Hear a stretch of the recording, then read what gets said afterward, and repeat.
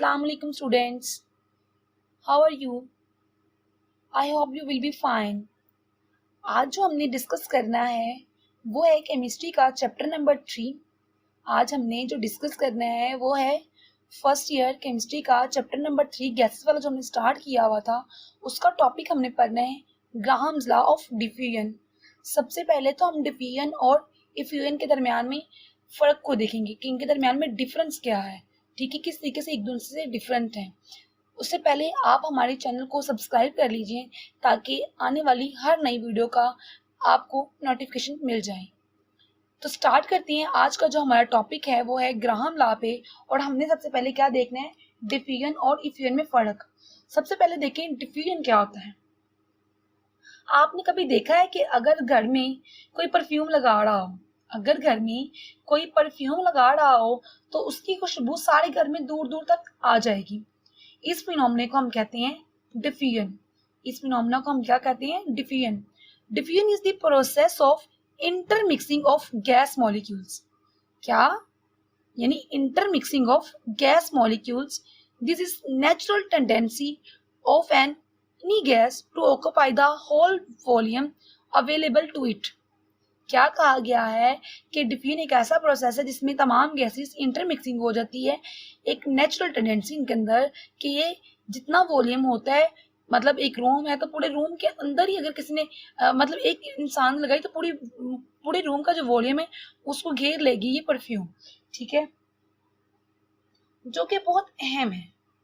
ठीक है, जब हमने अभी की एग्जांपल देखी है कि अगर कोई परफ्यूम लगा रहा हो तो परफ्यूम की खुशबू सारे घर में दूर दूर तक आ जाएगी। इस फिनोमेना को हमने क्या कहा था, डिफ्यूजन। मतलब वहां पर खुशबू फैलते फैलते हर जगह मतलब पहुंच जाएगी, डिफ्यूज हो जाएगी, तो इसको हम डिफ्यूजन लॉ कह देंगे। तो अब हम पढ़ते हैं कि डिफ्यूजन में गैसेस की इंटरमिक्सिंग बहुत तेजी से होती है। ठीक है, गैसेस की इंटरमिक्सिंग बहुत तेजी से होती है। एक गैस जब बाहर निकलती है प्रेशर से तो वो गैस बाहर डिफ्यूज होने की कोशिश करती है दूर दूर तक। ठीक है, तो यहाँ पर देखें कि जो है हमारे पास अगरबत्ती, अगर हम उसको जलाते हैं तो उसकी जो खुशबू होती है वो इर्द गिर्द फैलती है। जैसे ही आप परफ्यूम लगाते हैं तो परफ्यूम भी दूर दूर तक फैल जाती है। हम एक एग्जाम्पल लेते हैं जो आपकी बुक में दी गई है, उसमें देखते हैं कि किस तरीके से इफ्यूजन और डिफ्यूजन के दरमियान में डिफरेंस दिया गया है। यहाँ पर हमारे पास एक कंटेनर है। यहाँ पर हमारे पास क्या है, एक कंटेनर है। इस कंटेनर के अंदर एक साइड पे हमने ऑक्सीजन गैस ली हुई है, दूसरी साइड पे हमने नाइट्रोजन डाइऑक्साइड गैस ली हुई है। अगर इस कंटेनर के जो सेंटर में ये दीवार है, ये दीवार को हम हटा दें, एक कंटेनर है जिसमें एक साइड पर ऑक्सीजन है, दूसरी साइड पे नाइट्रोजन डाइऑक्साइड है। अगर इनके दरमियान में मौजूद दीवार को हटा दिया जाए तो क्या होगा, इंटरमिक्सिंग होगी लाइक दिस। ये फिर इंटरमिक्सिंग होगी तो इस अमल को हम क्या कहेंगे, डिफ्यूजन। ठीक है, इस अमल को हम क्या कहते हैं, डिफ्यूजन। और ये प्रेशर और टेम्परेचर के डिफरेंस की वजह से होती है। ठीक है, हमारे पास क्या है, एक हमारे पास कंटेनर है जिसके अंदर एक साइड पर ऑक्सीजन गैस है, दूसरी साइड पर नाइट्रोजन डाइऑक्साइड गैस है। ठीक है, जब इनके दरमियान में से ये वॉल है जो, इसको हम रिमूव कर देंगे तो क्या होगा, इंटरमिक्सिंग होगी गैसेस की। जब ये इंटरमिक्सिंग होगी तो इस अमल को हम क्या कहते हैं, डिफ्यूजन। और ये प्रेशर और टेम्परेचर के डिफरेंस की वजह से होती है। ये अमल क्या था, डिफ्यूजन का प्रोसेस है। ठीक है, बट अगर आपके पास एक कंटेनर है जिसके अंदर गैस फिल की हुई है, आपके पास एक कंटेनर है जिसके अंदर आपने गैस फिल की हुई है और दूसरा वैक्यूम है, यानी बिल्कुल एम्प्टी है, खाली है, और इसके अंदर जो दीवार है उसके अंदर आप छोटा सा एक सुराख कर दें। जैसे एग्जाम्पल के तौर पर हम बात करते हैं, आप जब बाइक चला रहे हो उसका जो टायर होता है, अगर वो टायर पंक्चर कर दिया जाए, अगर जैसे आपने पंक्चर है, आपकी गाड़ी में पंक्चर देखा तो उसमें से आप ऐसे देखेंगे जैसे रिस के हवा निकल रही है बाहर, और वो बाहर जो निकल रही है ना हवा जिस एनवायरनमेंट में जा रही है, तो उसको हम कहते हैं ये हमारे पास इफ्यूजन है। ठीक है, इसको हम क्या कहेंगे, इफ्यूजन है।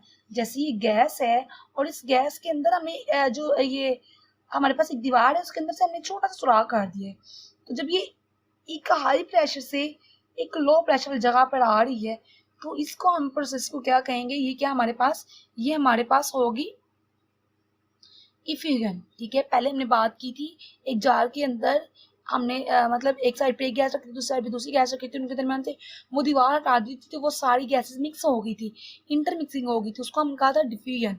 लेकिन जब हम एक पोर के जरिए छोटा सा होल कर देते हैं, उसके जरिए गैस को निकालते हैं तो वो बड़ी तेजी से फ्लो कर रही होती है। ठीक है, इस अमल को हम कहते हैं इफ्यूजन।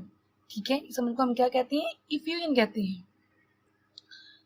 Effusion means diffusion. अब हम देखें when a partition is removed, जब हमने जो वॉल्यूम हमारे पास एक मतलब जार था जिसके अंदर एक कंटेनर के अंदर जब हमने एक साइड पे ऑक्सीजन ली हुई थी, यानी कोई ए लिया था पार्ट, दूसरी साइड में बी लिया था, तो जब उनकी मिक्सिंग इंटरफेरेंस करवाई, ठीक है, this movement of gases is due to difference in the partial pressure of respective gases A and B.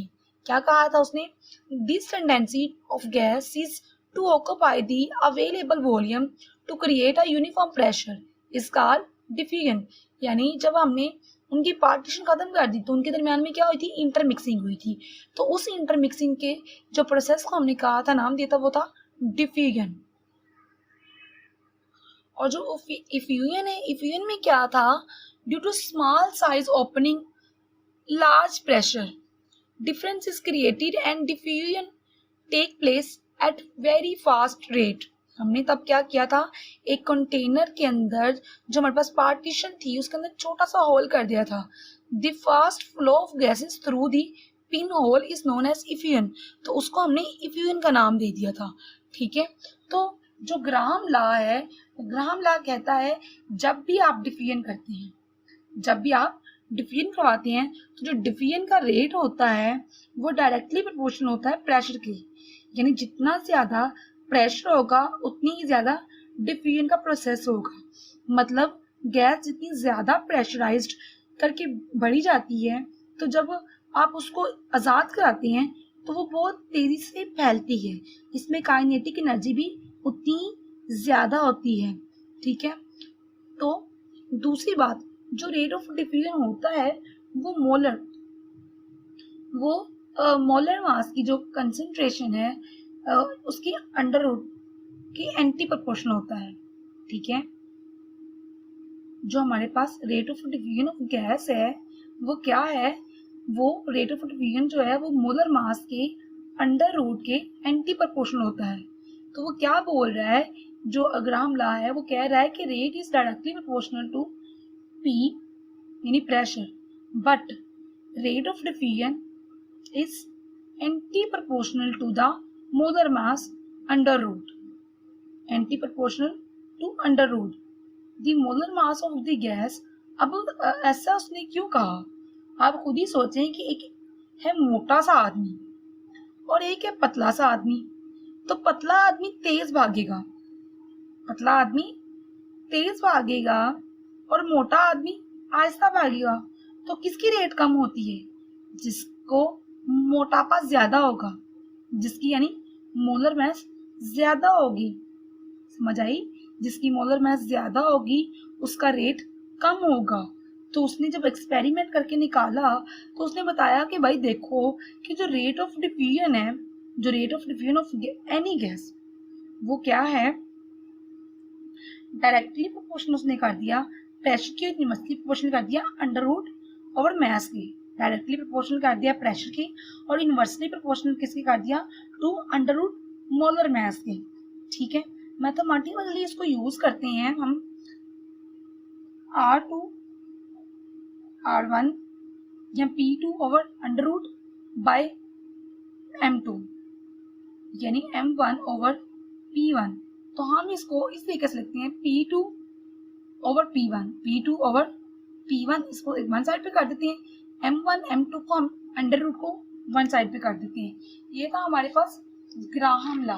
क्या है ग्राहम लॉ, यानी उसने क्या कहा था, उसने कहा कि डिफाइन रेट लॉ इस रेट पर ज्यादा होता है, नंबर ऑफ मोल कितने निकलेंगे, यानी टेम्परेचर जब हम रेट खिलाता है, जब उसने कहा कि कितना वॉल्यूम इसका इंक्रीज होगा, कितना चेंज होगा, तो टेम्परेचर पर भी उतना ही इफेक्ट होगा।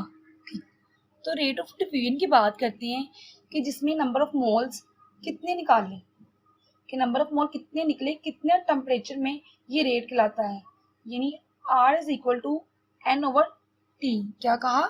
R is equal to N over T, number of mole बटा टेम्परेचर उसने कहा।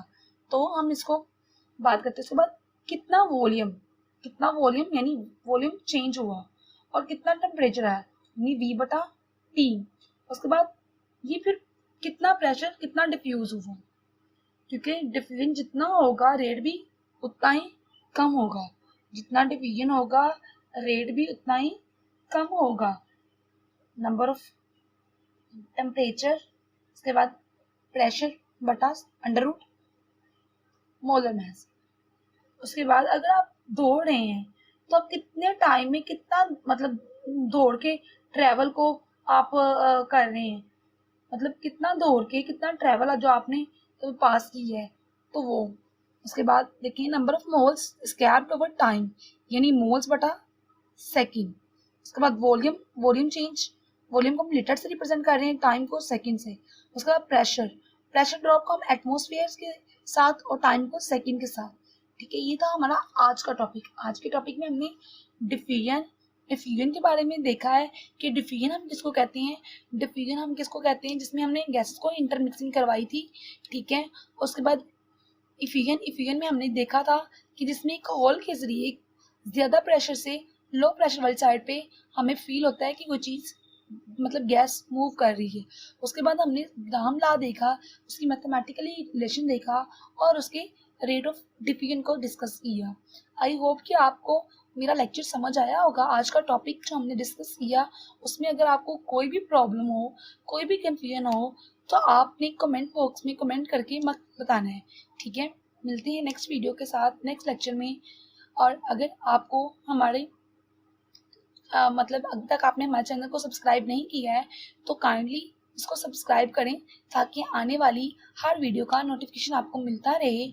और अगर आपको किसी भी टॉपिक में कोई कंफ्यूजन हो तो आप कमेंट बॉक्स में कमेंट करके बस बताया कीजिए।